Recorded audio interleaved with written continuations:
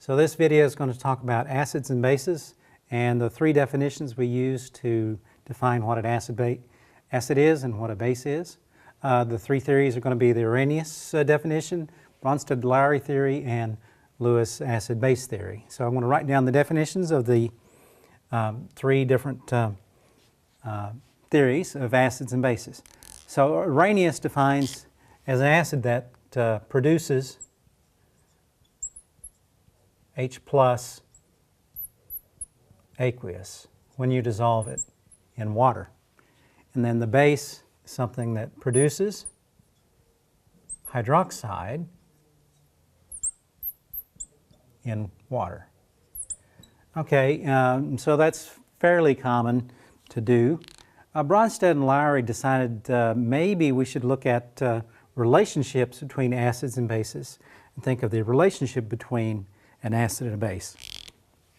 So in Bronsted-Lowry theory, the acid is a H plus donor. All right. Now you can see that that is something that's consistent with the Arrhenius definition in that something has given a proton to somebody else, and then the base is defined as the thing that accepts this proton.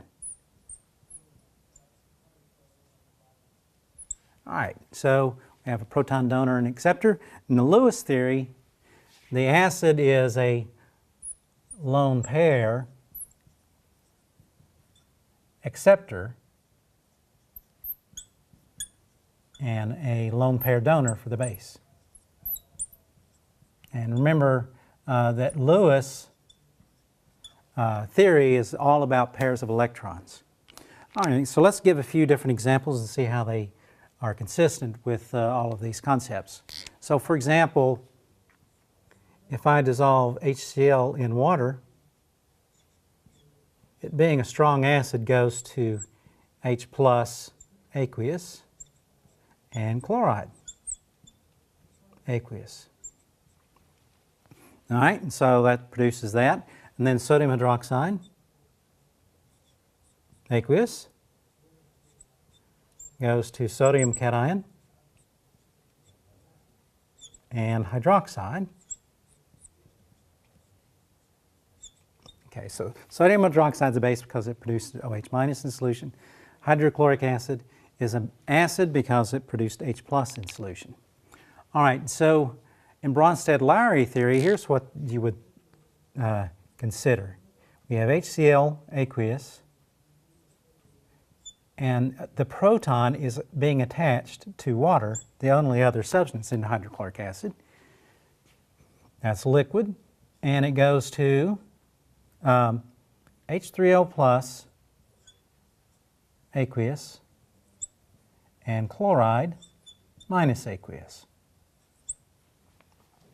All right, so the difference here is that we have a relationship between the proton donor and a proton acceptor. So nothing is inherently an acid or base. Water we think of as neutral, but it can be a base because it accepts the proton from HCl. And the other thing to note, H3O plus is the same thing as H plus aqueous. It's just that water has been explicitly added to the formula because the proton adds to a nearby water and is very strongly held to it. So this is called a hydronium ion. All right, the example of a base would be, for example, ammonia has no hydroxide at all, and it can react with water. And you get ammonium cation and hydroxide. So ammonia is an example of an Arrhenius base. It does produce hydroxide, and this also produces H plus. But in addition, we have this idea of a base and acid pair. So let me label above HCl acid and base, because H2O is the thing that accepts the proton. This is the thing that donates the proton. Now, if the reaction were to be able to be run in reverse, then the proton could come from H3O plus and reattach to the chloride, which would act as the base for the reverse reaction. Now, hydrochloric acid is a strong acid, so it does not have the reverse reaction. However, ammonia is a weak base, so actually there is a reverse reaction for ammonia. And so let's label these guys, and I'm going to put the labels underneath.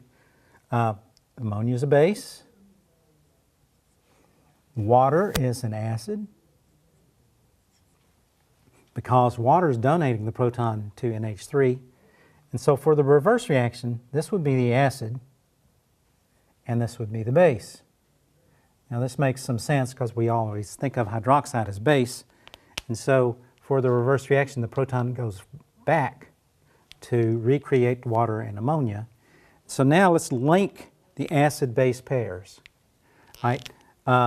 So what was a base on one side with the proton on is now called a conjugate acid.